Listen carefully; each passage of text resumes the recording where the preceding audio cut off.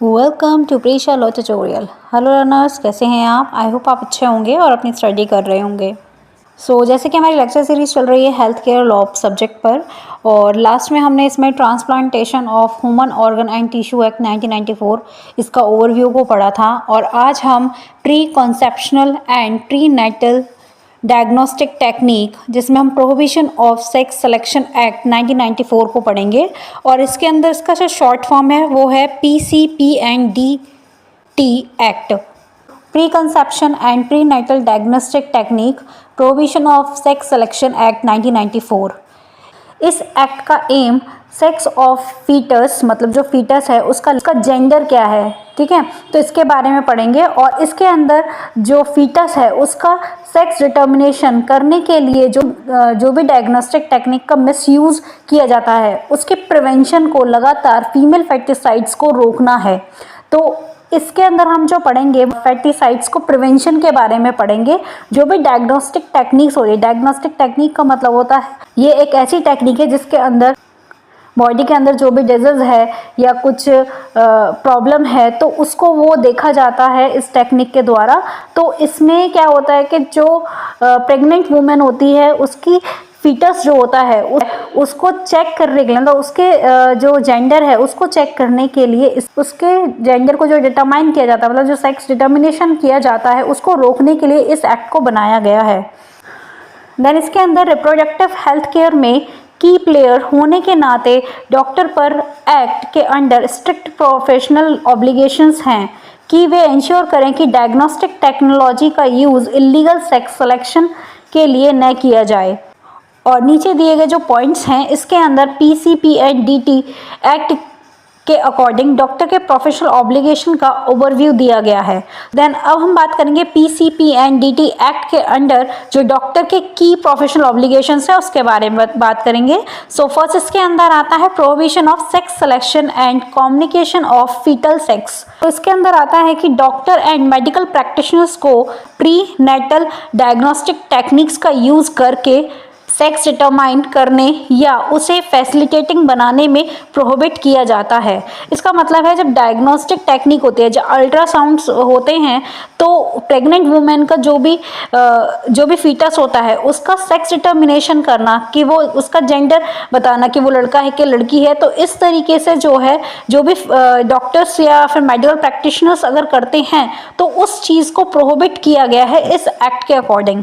इसके अंदर डॉक्टर्स और मेडिकल प्रैक्टिशनर्स को जो भी प्रेग्नेंट वुमेन है उनके जो पेरेंट्स हैं या फिर किसी भी पर्सन को सेक्स ऑफ फीटस के बारे में बताने से भी मना किया गया है। देन इसके अंदर आता है प्रोफेशनल ऑब्लिगेशन, जो डॉक्टर्स का प्रोफेशनल ऑब्लिगेशन है उसके बारे में बताया है। और इसके अंदर ये बताया है कि डॉक्टर ये इंश्योर करें कि सेक्स ऑफ फीटस का पता लगाने के लिए अल्ट्रासाउंड, एमनियोसेंटेसिस और क्रॉनिक वीलस सैम्पलिंग जैसे डायग्नोस्टिक टूल का मिसयूज़ नहीं किया जाए। मतलब कि इसमें सेक्स डिटर्मिनेशन को देखने के लिए या फिर जो फीटस का जो सेक्स है या फिर जो उसका जेंडर है उसको देखने के लिए इन टूल्स का, मतलब जो ये डायग्नोस्टिक टूल्स हैं इनका मिसयूज़ नहीं किया जाए। देन नेक्स्ट आता है इस पर permissible use of diagnostic technique. इसके अंदर doctor prenatal diagnostic techniques का यूज़ केवल मेडिकल रीजंस से कर सकते हैं, जैसे जेनेटिक डिसऑर्डर या कॉन्जेनिटल एबनॉर्मलिटीज़, मतलब जैसे जन्मजात एबनॉर्मलिटी होती है बच्चे को, उसका पता लगाने के लिए प्री नेटल डायग्नोस्टिक टेक्निक्स को यूज़ कर सकते हैं। और जैसे अगर जो प्रेग्नेंट वुमेन है उसका जो फीटस है उसमें क्रोमोसोमल एबनॉर्मलिटीज़ हैं, जैसे डाउन सिंड्रोम का स्क्रीनिंग करना, और या फिर मेटाबॉलिक और सेक्स लिंक डिसऑर्डर की पहचान करना है जो फीटस को नुकसान पहुंचा सकते हैं। तो इस तरीके से जो है इन कंडीशंस में doctor prenatal diagnostic techniques को यूज़ कर सकता है। देन नेक्स्ट आता है इसमें ऑब्लिगेशन।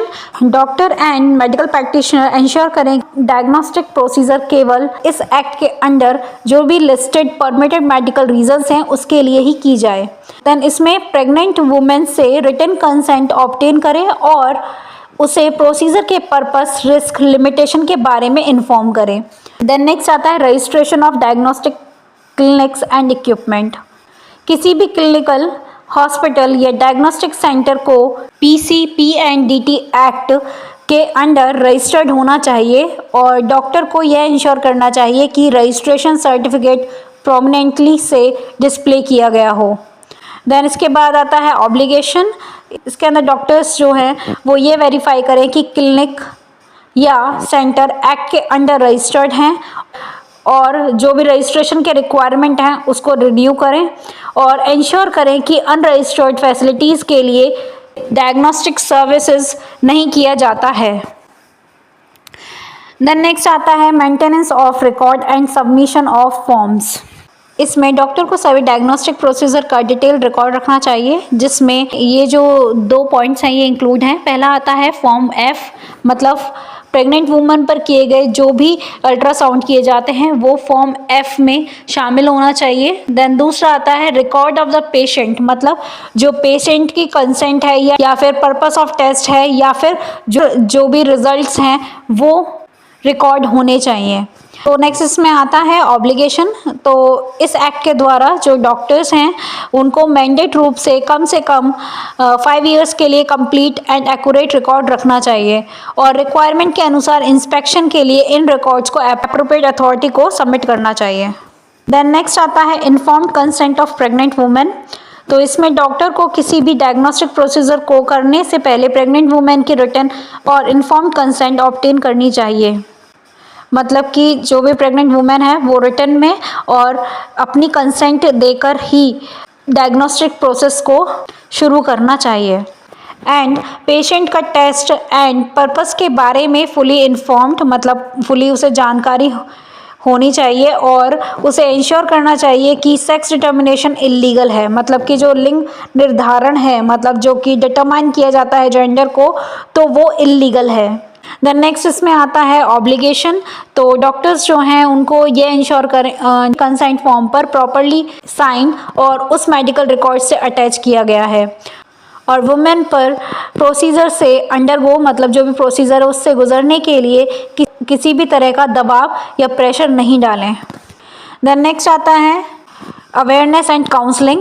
इसमें डॉक्टर से एक्सपेक्ट की जाती है कि वे पेशेंट की काउंसलिंग, मतलब उसे एडवाइस दें और सेक्स सिलेक्शन की इलीगलिटी एंड कॉन्सिक्वेंसेस के बारे में अवेयरनेस बढ़ाएं, मतलब जो भी सेक्स डिटर्मिनेशन होता है और उसको लेकर जो भी इलीगलिटी है या फिर कोई कॉन्सिक्वेंसेस है, जो भी कंडीशंस है उसके बारे में उसे जानकारी दें और उन्हें जेंडर इक्वलिटी और समाज में, मतलब सोसाइटी में फीमेल चिल्ड्रन के इम्पोर्टेंस को बढ़ावा देना चाहिए।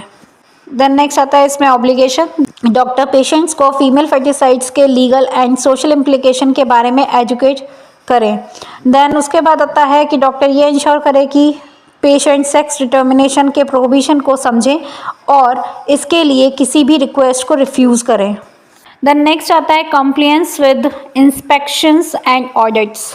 PCPNDT एक्ट के कंप्लायंस, मतलब फॉलो करना या उसका अनुपालन करने को इंश्योर करने के लिए डॉक्टर को इंस्पेक्शन, ऑडिट और इन्वेस्टिगेशन के दौरान एप्रोप्रिएट अथॉरिटी के साथ कोऑपरेट करना चाहिए, मतलब उसे सहयोग देना चाहिए या साथ देना चाहिए। उन्हें इंस्पेक्टर्स को रिकॉर्ड अवेलेबल कराने और सजेस्ट किए गए किसी भी कोरोसिव एक्शन का अनुपालन करने की आवश्यकता होती है, मतलब रिक्वायरमेंट होती है। देन आता है ऑब्लिगेशन। तो प्रॉपर डॉक्यूमेंटेशन को बनाए रखने और अथॉरिटीज़ के लिए इसे एक्सेसिबल बनाकर ऑडिट और इंस्पेक्शन की फैसिलिटी पेशेंट के लिए डॉक्टर्स को देनी चाहिए। देन नेक्स्ट आता है mandatory reporting of violation. Doctors का लीगल ड्यूटी है कि वे PCPNDT एक्ट के किसी भी वायलेशन की रिपोर्ट करें और जिसमें सेक्स डिटर्मिनेशन या फीमेल फेटिसाइड का सस्पेक्ट होने पर केस भी इंक्लूड हैं और ऐसे वायलेशन की रिपोर्ट न करने पर डॉक्टर को लीगल कॉन्सिक्वेंसेस भी भुगतने पड़ सकते हैं। नेक्स्ट आता है ऑब्लिगेशन। तो डॉक्टर्स जो हैं वो इलीगल प्रैक्टिस पर रोक या अंकुश लगाने में हेल्प के लिए किसी भी सस्पिशियस एक्टिविटीज़ की तुरंत एप्रोप्रिएट अथॉरिटी को रिपोर्ट करें। देन नेक्स्ट आता है provision on advertising sex selection services. So इसके अंदर डॉक्टर्स और क्लिनिक को print, electronic and online platform include किसी भी मीडियम से सेक्स सिलेक्शन सर्विसेज का एडवर्टाइजिंग और प्रमोशन पर प्रोहिबिशन किया गया है। देन नेक्स्ट इसमें आता है ऑब्लिगेशन। तो डॉक्टर्स इंश्योर करें कि उनका क्लिनिक और या सेंटर डायरेक्टली और इनडायरेक्टली रूप से सेक्स डिटर्मिनेशन सर्विस का एडवर्टाइज न करे और इसके अंदर किसी भी इलीगल एडवर्टाइजमेंट की इंफॉर्मेशन अथॉरिटी को दे। देन नेक्स्ट आता है इसमें liability and penalties for non compliance. So इसमें PCPNDT एक्ट का वायलेशन करने के गिल्टी मतलब दोषी पाए जाने वाले डॉक्टर्स को निम्नलिखित मतलब जो भी ये पॉइंट्स हैं नीचे उनके अनुसार सामना करना पड़ सकता है, जैसे कि उनके मेडिकल लाइसेंस का सस्पेंशन और कैंसिलेशन या इलीगल सेक्स डिटर्मिनेशन के लिए 5 ईयर तक इम्प्रिजनमेंट और फाइन और डायग्नोस्टिक सेंटर या क्लिनिक का रजिस्ट्रेशन कैंसिल करना। तो ये जो पॉइंट्स हैं इसके अंदर कॉन्सिक्वेंसेस दे रखे हैं कि जो डॉक्टर्स हैं उनको इन कंडीशंस का या इन कॉन्सिक्वेंसेस का सामना करना पड़ सकता है। देन आता है ऑब्लिगेशन। मेडिकल काउंसिल द्वारा criminal liability and professional conduct की प्रोसीडिंग से बचने के लिए इस एक्ट का स्ट्रिक्टली कंप्लायंस मतलब अनुपालन मतलब follow doctors and medical practitioners को करना चाहिए। देन नेक्स्ट इसमें आता है judicial interpretation and role of doctors. तो इसके अंदर केस आता है voluntary health association of Punjab versus union of India 2016। तो इस केस में सुप्रीम कोर्ट ने PCPNDT एक्ट के स्ट्रिक्ट इम्प्लीमेंटेशन पर जोर दिया है और स्टेट गवर्नमेंट को ऑफेंडर्स के अगेंस्ट स्ट्रिक्ट एक्शन लेने का डायरेक्शन दिया है और इसके अंदर कोर्ट ने माना है कि डॉक्टर और क्लिनिक फीमेल फेक्टिसाइड मतलब कन्या भ्रूण हत्या को रोकने और लॉ की इफेक्टिव एनफोर्समेंट को इंश्योर करने में इम्पॉर्टेंट रोल निभाते हैं। एंड एट लास्ट इसमें आता है कंक्लूजन। सो PCPNDT एक्ट के अकॉर्डिंग डॉक्टर के पास यह इंश्योर करने के लिए significant legal and ethical obligation है कि सेक्स डिटर्मिनेशन के लिए डायग्नोस्टिक टेक्नोलॉजीज को मिसयूज न करें और उनकी ड्यूटीज़ में रिकॉर्ड मेंटेन रखना, लीगल प्रोटोकॉल्स फॉलो करना और जेंडर इक्वालिटी प्रमोट करना ये सब इंक्लूड है। नॉन कॉम्प्लायंस मतलब ये जो एक्ट है या फिर जो रूल्स रेगुलेशंस हैं उनको फॉलो न करने से क्रिमिनल लायबिलिटी और professional misconduct proceedings and suspension of licence ये सब कंडीशंस भी डॉक्टर्स एंड मेडिकल प्रैक्टिशनर्स के सामने आ सकती हैं। इन ड्यूटीज़ को बनाए रखने से डॉक्टर्स फीमेल फेक्टिसाइड्स की प्रिवेंशन में कंट्रीब्यूशन देते हैं और सोसाइटी में जेंडर जस्टिस को बढ़ावा देने में हेल्प करते हैं।